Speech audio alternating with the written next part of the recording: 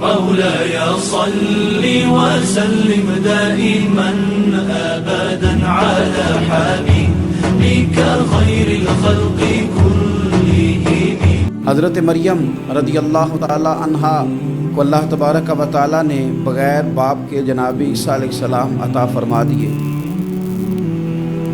اب اس بات کو جب لوگوں کے سامنے پیش کیا جائے گا، لوگ کیا رائے دیں گے، یہ بھی تو ایک مشکل کام ہے نا۔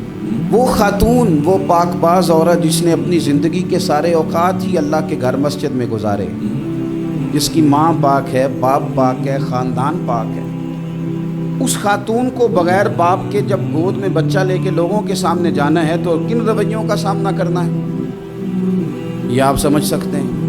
کسی شاعر نے کہا تھا کہ الجھے الجھے بکھرے بکھرے روز و شب دیکھے گا کون، لوگ تیرا جرم دیکھیں گے سبب دیکھے گا کون۔ لوگ تو ظاہری حالات کو دیکھتے ہیں اور فیصلہ کر دیتے ہیں، سبب کیا ہوا تھا، وجہ کیا بنی تھی، تصویر کا دوسرا رخ کیا، اس پر تو غور ہی کوئی نہیں کرتا۔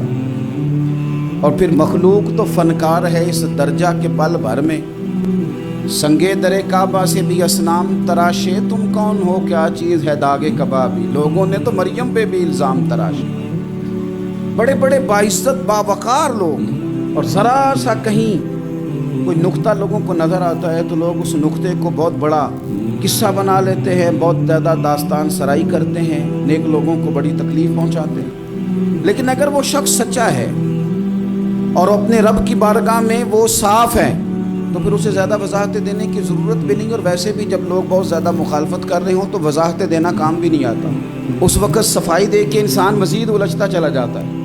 حضرت مریم کی گود میں جناب عیسیٰ علیہ السلام تشریف لے آئے تو جناب مریم کو حکم تھا کہ آپ نے بولنا ہی نہیں، آپ نے بات ہی نہیں کرنی، آپ خاموش رہیں۔ وہ خاموش ہیں، بچہ پنگوڑے میں ہے، قوم کے سامنے ہے تو قوم بڑے سخت نظروں سے دیکھتی ہے، بڑے سخت جملے کہتی ہے، اور انہوں نے کہا کہ مریم یہ بچہ کہاں سے آ گیا، آپ بھی نیک، آپ کا باپ بھی نیک۔ تو جناب مریم نے کیا کہا، قرآن مجید سورہ مریم کی آیت نمبر 29 دیکھیے، فَأَشَارَتْ إِلَيْهِ، تو جناب مریم نے نا پنگوڑے کی طرف اشارہ کیا، جناب عیسیٰ کی طرف اشارہ کیا، توجہ ادھر کی، فاشارت الیہ، بچے کی طرف اشارہ کیا، گویا اس سے پوچھ لے تو قوم کیا کہتی ہے۔ انہوں نے کہا قالوا کیف نکلم من کان فی المہد صبیا، یہ کیسے بات کرے گا، یہ تو پنگوڑے میں بچہ ہے۔ پنگوڑے میں بچے بھی کبھی بولے ہیں، وہ بولتے ہیں بھائی، پر جب رب چاہے، اور جب اللہ اپنے بندوں کو صاف کرنا چاہے، اور جب رب اپنے بندوں کی عزتوں کا محافظ بنے تو بچے پنگوڑوں میں بھی بولتے ہیں۔ جناب یوسف کے لیے بھی بولا تھا، جناب عیسیٰ بھی پنگوڑے میں بولے تھے، جناب جریج کے لیے بھی بولا تھا، بچے بولتے ہیں، لیکن کب، جب رب چاہے۔ کیسے بولے گا، یہ تو پنگوڑے میں ہے۔ لیکن جب انہوں نے دیکھا نا بچے کی جانب، آپ نے منہ سے نہیں کہا، وہاں تو حکم تھا چپ رہنا ہے، وہ خاموش تھی، پنگوڑے کی طرف اشارہ کر کے کہا اس سے پوچھ لو جو پنگوڑے میں ہے۔ تو جناب عیسیٰ پنگوڑے سے بولے اور سیدھے ہاتھ کے اشارے کر کر کے بولے، کیا کہتے ہیں، فرمانے لگے قال انی عبد اللہ۔ عیسائیوں نے کل کلاں کو کہنا تھا نا وہ اللہ کے بیٹے ہیں، تو انہیں بات ہی یہاں سے شروع کی، کہنے لگے لوگوں سنو میں اللہ کا بندہ ہوں۔ بات شروع یہاں سے کی، جو کل بات ہونی تھی آج اس کا اظہار کیا، کہنے لگے انی عبد اللہ، میں اللہ کا بندہ ہوں، آتانی الکتاب، مجھے کتاب دی گئی ہے، وجعلنی نبیّا، اور رب نے مجھے نبی بنا کے بھیجا ہے۔